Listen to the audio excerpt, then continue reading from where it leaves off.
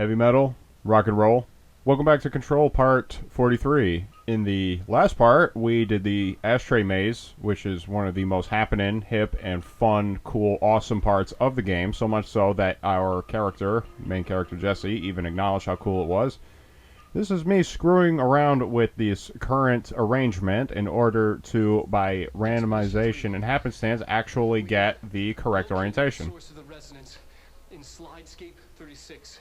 It is an entity, a living organism of a considerable mass. I've named it Hedron based on its physical shape. Hedron. We built a Was container that for it. you? Did he bring you here? Is that why you brought me here?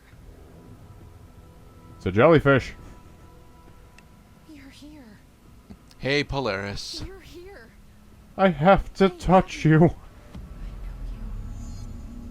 I remember from Ordinary. I thought I'd never see you again. Hi. Hang on, I'm coming. Okay, so I don't want to give spoilers for Kirby and the Forgotten Land, but like this is a relatively similar key point that happens in that game. So, Well, of course, Kirby's got to go save his big squishy friend Polaris. I mean, Polaris isn't the big squishy friend in that, though. Polaris is arguably the central villain, despite the fact that he shows up at the very end of the game. Okay, so here's a game segment that you do not have to do over and over again every time you fail at this part, because this is easily the most difficult section in the game, even more so than the events coming after this, and there are more difficult events coming too.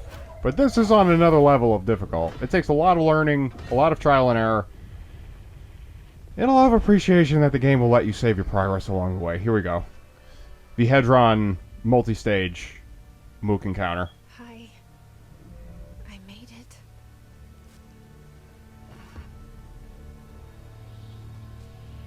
Something is amiss here. Seizure warning.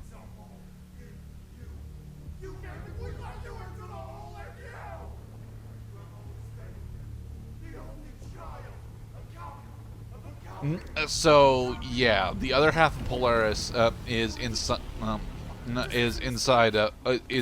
Dylan, but what that means is that this half of Polaris has been using Dylan to leak its influence out into the old house. And now that we took off the HRA doors, that the Hedron is not only leaking out its influence, but actively causing changes. Specifically, a full connection with Dylan, giving it what is effectively an avatar. Yep. That. Now that the door is open, as you had said, now the plan comes full cycle.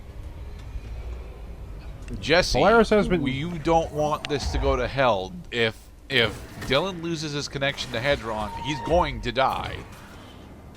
Well, now... she doesn't know that, mind you, but that's the twist that they're going to go with. The big twist right here is that Polaris has been using us the entire time. She wanted us to come here in order so that we can open the door and allow the Hiss invasion to, flourish even more so, than it has so far, because the Hiss have ostensibly been running rampant around the Bureau and trying to get out into the broader world this entire time. The Hiss were at Ordinary. Next, the Hiss are trying to take over the world, of course. Okay, so why do they want to take over Earth? Because it's cool. That was not why the Nightmares were trying to take over Earth and Alan Wake. Come on.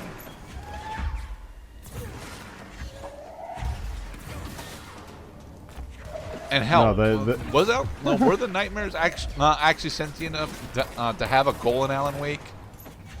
The Taken had no ego. They had no desires. They had no minds. They were just puppets of what's her name, the Lady of Cauldron Lake. Okay. That she was the one driving them, and it was her desire for vengeance because she had lost her lover Thomas Zane.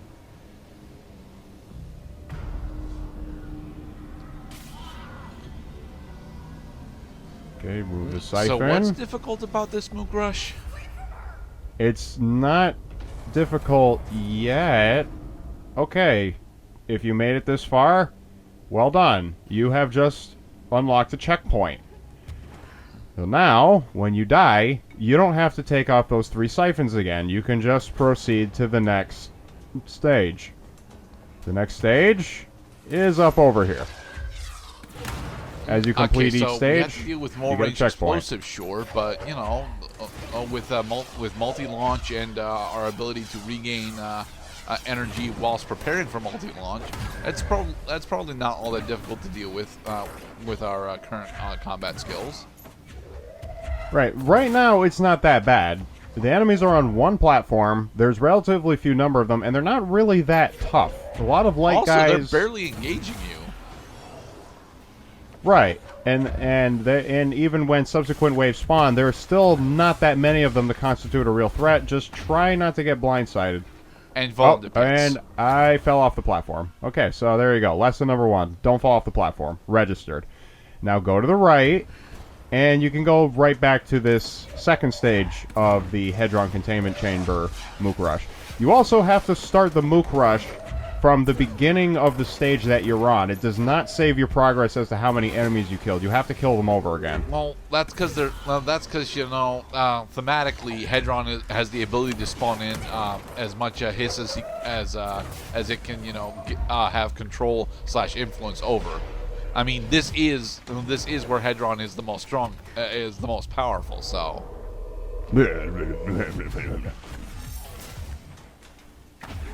I really did not have a good time going through this part. I mean, I understood that some learning was required in order to make it through, but it is, for all intents and purposes, just a mook rush. The function of the mooks is to stop you from getting taking to the siphons and turning them off. For turning them off is a 12-second long process. You cannot take lethal damage while you're doing this, which obviously means you have to clear the area first. If you can clear the siphon successfully, then it won't matter if you left anybody alive.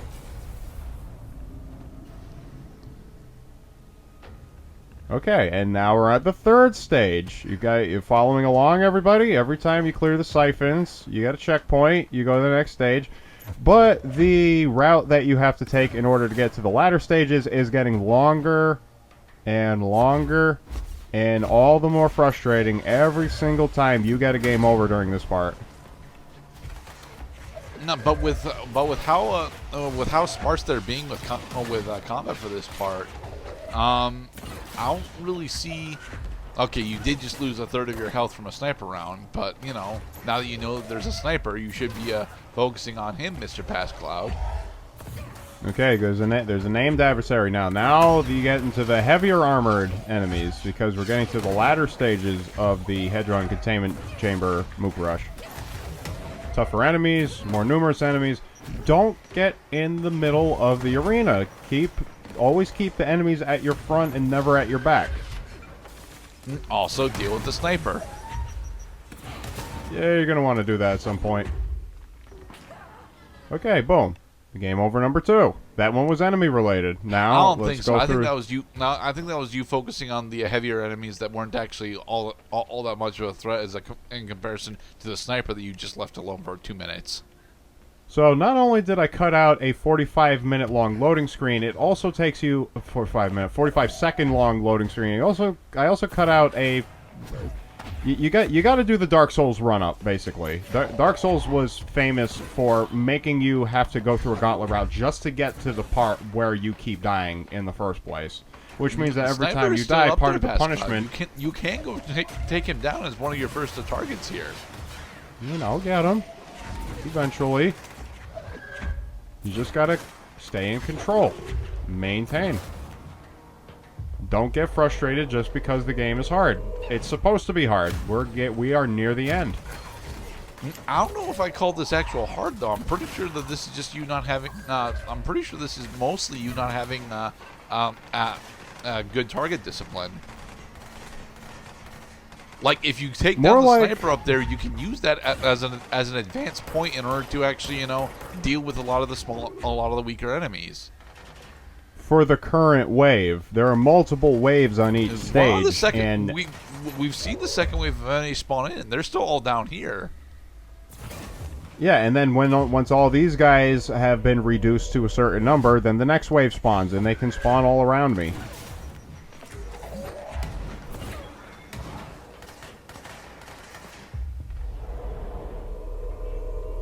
You will enjoy the saving grace of having to fight the same types of enemies each time you reattempt one of these segments. That at least it's not random to the point that you have to anticipate a different arrangement. It's the same dudes in the same order, probably the same spawn points too.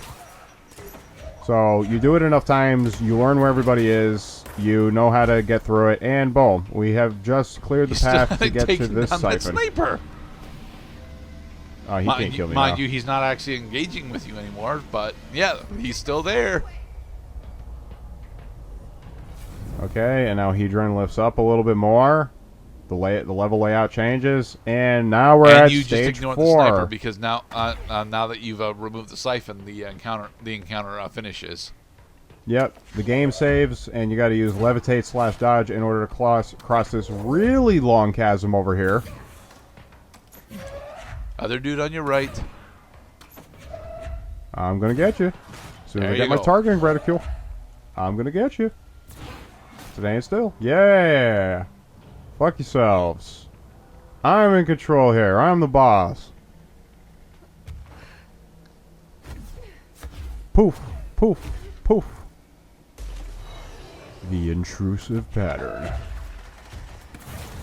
Intruding on my brains and my conscience.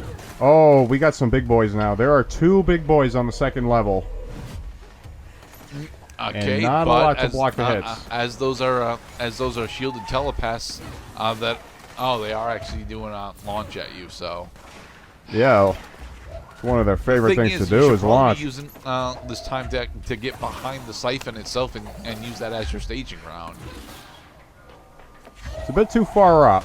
I know it's a bit too far up. You have to but, get there first. It would allow you to close distance on these guys and capitalize when they no longer have their shields on.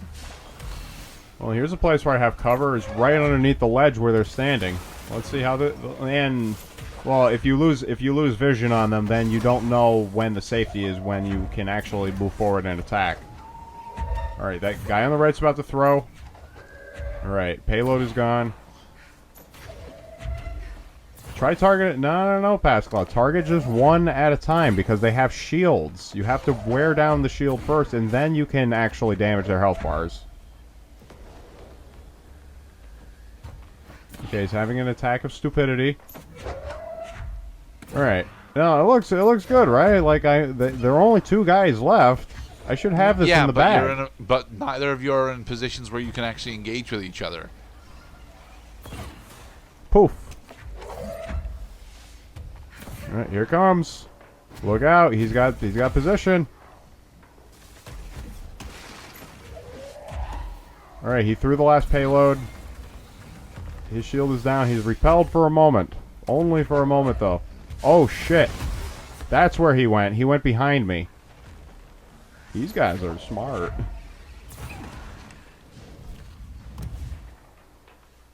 Yep, and I fell into a pit.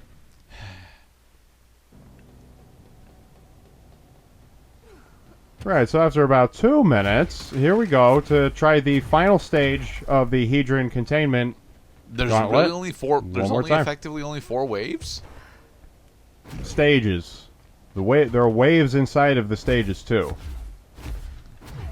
Because you cannot attack latter wave enemies as long as prior wave enemies are still on the board. I remember this part. You guys are over there taking position in case I try to get smart. Well, in case you try to get reckless. Right, don't float over too early because they will take you down as you are floating over in order to get on the platform of engagement in the first place.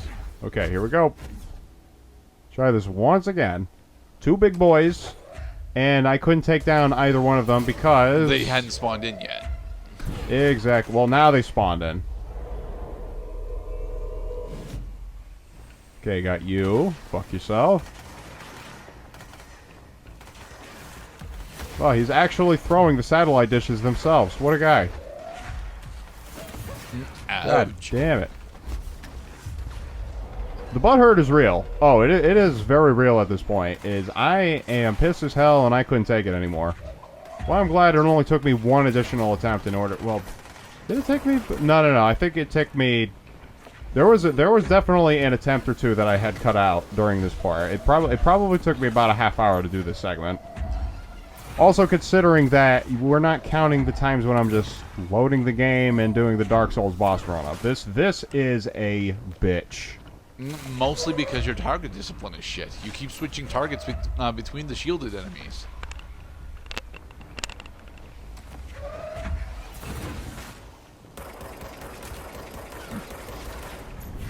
Okay, cool. Now take cover.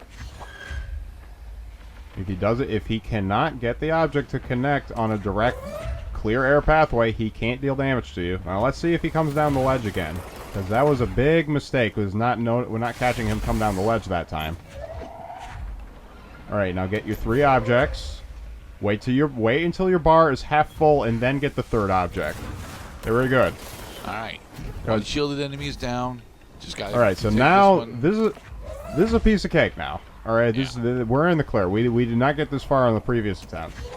Now that there's only one of them, now I can't get tricked. Oh shit! It just spawned another wave on me. Okay, very good but control. this is a wave of lighter guys, and you've got positional advantage. So,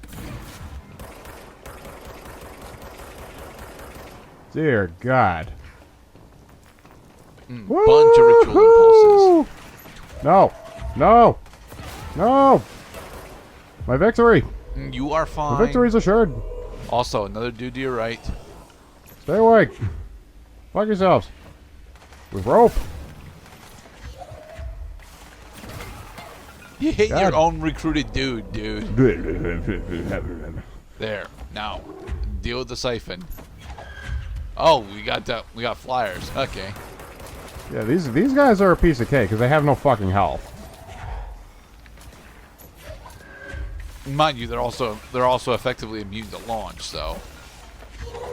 Not while they're attacking, though. Gotcha. And seize. Alright, now pull out the siphon for the love of God. Make it stop. Seriously. And in the next episode, we'll confront Hedron even further. Be safe, everybody. Reach Polaris. Thanks for watching. And remember, if ever at first you don't succeed, put down the controller and get a drink of water first. We'll keep you in the game.